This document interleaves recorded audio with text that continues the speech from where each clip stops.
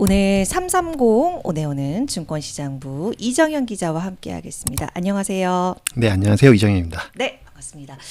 자, 삼성전자가 드디어 6만 원의 고지를 넘었습니다. 네. 참 우리 개인 투자자분들 마음을 힘들게 해서 이놈의 삼쪽이란 말도 참 많이 들었었는데 네, 이제는 막 7만 8만 전자 그런 얘기가 이제 벌써부터 좀 나오고 있는 것 같아요. 자, 어쨌든 요거 얘기를 좀 해보려고 해요. 네. 네. 뭐 삼성전자가 6만 원대 네. 거래된 게 제가 뭐 마지막으로 6만 원대 거래된 게 언제냐 찾아보니까 뭐 작년 10월 31일이더라고요. 예. 네. 뭐 그때 이후로 그 종가 기준으로는 조금 더 가야 되고요. 그러니까 뭐 HBM 기술 경쟁력 뭐 이슈 때문에 네. 좀 기술이 좀 뒤처진 게 아니냐 이런 네. 우려 때문에 예. 장중 한때 4만 원대까지 갔던 예. 제가 기억이 있는데요. 그 이후에도 한 5만 원대에서 계속 오르락 내리락을 하다가 비교적 최근에 상승 공선이 또렷하게 좀 나타나는 추세가 나타입니다. 뭐 좀 삼성전자가 저평가돼 있다라는 그런 네네. 보고서가 많았잖아요. 아무래도 네. 가격이 많이 내려와 있으니까 저점을 통과했다고 봐도 됩니까? 믿어도 됩니까? 뭐 어쨌든 뭐 네. 최근에 주가가 반등하고 있는 거는 어쨌든 실적이 이제 뭐 네. 반등할 때가 됐다. 약간 네. 이런 분석이 지금 계속 나오고 있었거든요. 네. 그게 누적돼서 이제 뭐 그리고 뭐 어쨌든 삼성전자의 부진은 뭐 메모리 부진, 그 HBM 납품 지연 등으로 일단 시장 기대치에 미치지 못하는 게 있었는데 좀 이게 분위기가 좀 바뀌고 있는 게 그게 좀 시장에 전달이 되고 있는 것 같고요.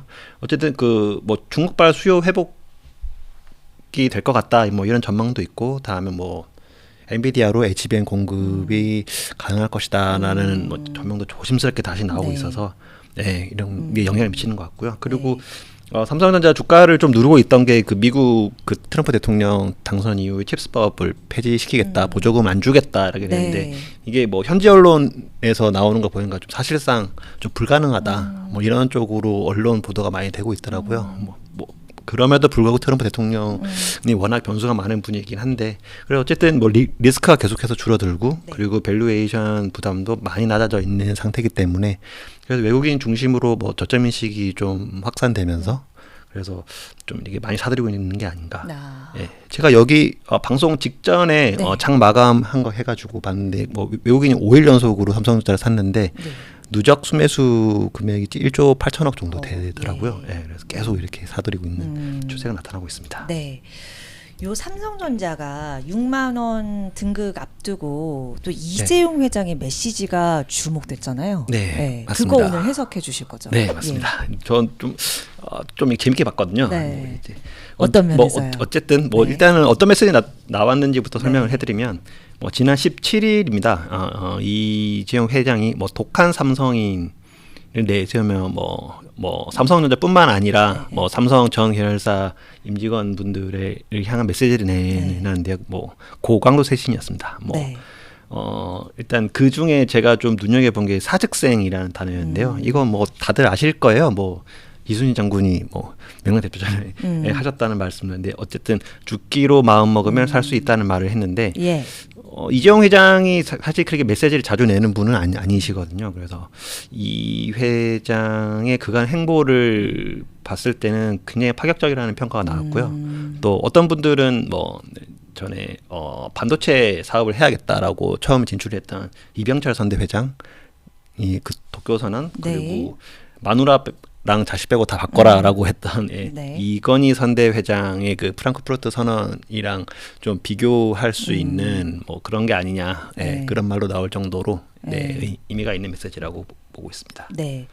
요 자체로도 어쨌든 좀 파격적인 발언이었다라고 1차 평가를 해주셨고 심층 평가를 또 해석을 해주실 거잖아요. 네. 전 이 메시지가 나온 시점이 좀 재미있더라고요.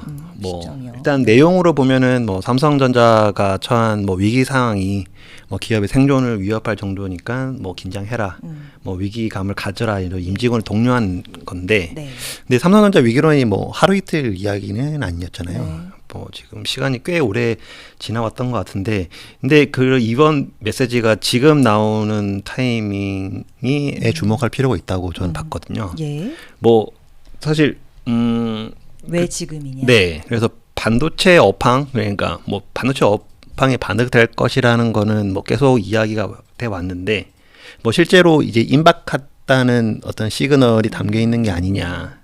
그 삼성전자 네. 정도의 규모의 조직을 이끄는 리더잖아요, 이재용 회장은. 근데 리더의 메시지는 그 권위가 있어야 되고 오류가 있어서는 안 되거든요. 그래야 리더의 리더십이 인정받는 부분인데, 근데 이게 간단하게 말하면 틀리면 안 된다는 말이거든요. 그러니까 이재용 회장이 실적 턴어라운드를 좀 가능한 시점에 약간 이런 좀 재직지를 내놓은 게 아닌가. 뭐 이런 삼성전자 내부의 어떤 판단이 있었던 게 아니냐는 어떤 호사가들의 발언이 해석이 나오고 있고요. 그리고 여기도 한 말 덧붙이면 네. 그 사직생이라는 단어 자체가 이재용 회장이랑 좀 굉장히 어울리지 않는 표현이라고 해요.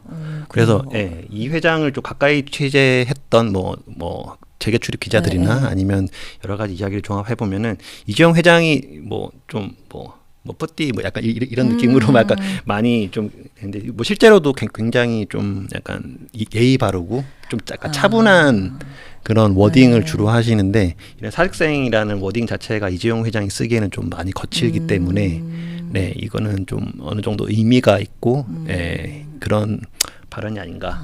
뭐 생각해볼 여지가 있는 거죠. 그러니까 뭐 여타 좀 강건한 발언을 매사 내놓는 사람이라면 그 무게감이 좀 덜할 수 있으나, 또 이재용 회장이 그 아까 말씀하셨던 그런 거죠. 예전에 기자들이 막 카메라 기자들 모여드니까 그 카메라 삼성 거 아니네요. 막 이렇게 그러니까 약간 그런 식으로 좀 친근하기도 하고 어쨌든 뭐 조금은 이 정도의 막 강건한 발언을 막 내놓는 그런 스타일은 아니었다라는 그런 그렇지만 이렇게 지금 발언을 한 것은 뭔가 정말 대단한 각오가 돼 있는 거다. 그래서 이 시점에 이재용 기자는 주목을 했다라는 그런 얘기인 것 같고, 여기와 더불어서 삼성전자에 또 이렇게 조금 오르는 데에 영향을 주었나라고 우리가 또 볼 수 있는 게, 모건 스탠리가 삼성전자랑 SK 하이닉스를 지난 겨울에 굉장히 힘들게 했었단 말이죠. 네, 맞습니다. 근데 또 다르게 평가했죠. 네. 공교롭게도 이재용 회장이 발언 직후인데요. 모건 스탠리가 보고서를 냈는데 뭐 반도체 업황이 바닥을 친 것까지는 아닌 것 같은데 이제 침체 이유를 봐야 된다는 그런 내용을 보고서에 담았거든요. 근데 여기서 또 재밌는 게 모건 스탠리는 리가 그 하이닉스보다 삼성전자를 좀 더 선호하는 종목으로 꼽았더라고요. 네. 뭐 약간 모험적인 투자가 필요하다 약간 이런 뉘앙스도 잠겨 있게 했는데, 뭐 어쨌든 뭐 지난해 9월쯤인데 그때 뭐 반도체 겨울이 온다 이렇게 보고서를 내가지고 삼성전자 주가의 하락의 빌미를 마련했었는데 한 반년 만에 입장을 바꿨다고 볼 수 있습니다. 우호적인 분위기가 이렇게 저렇게 만들어지고는 있는 것 같은데, 결국에 이제 6만 전자를 넘어서 7만 8만까지 돌아볼 수 있을까? 이게 참 삼성전자한테 숙제이고 우리 주주들한테도 숙제입니다. 어떻게 보십니까? 뭐 어쨌든 뭐 이재용 회장이 강하게 질책을 했으니까요. 아마 삼성전자 내부적으로도 실적 개선을 위해서 아마 이전보다 더 아마 기민하게 움직이지 않을까 뭐 그렇게 생각이 되고요. 뭐 그 최근에 주총이 있었잖아요.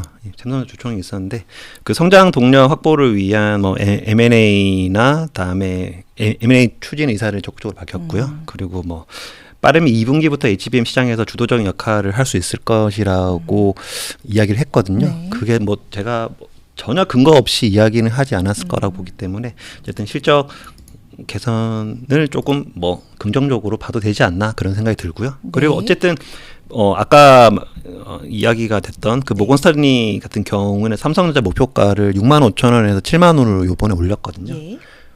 뭐 어쨌든 뭐 7만 원까지 간다는 그런 말은 아니겠지만 7만 원까지 갈 수 있는 여력이 된다. 뭐 그렇게 해석할 수 있는 부분이고.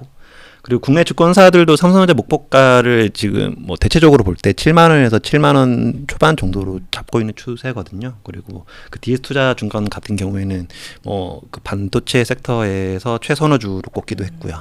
뭐 전반적으로 종합해 봤을 때 뭐 7만 전자까지는 갈 것이라는 데에는 약간 좀 긍정적인 전망이 나오고 있다. 뭐 이렇게 종합하시면 되지 않을까 그렇게 생각이 됩니다.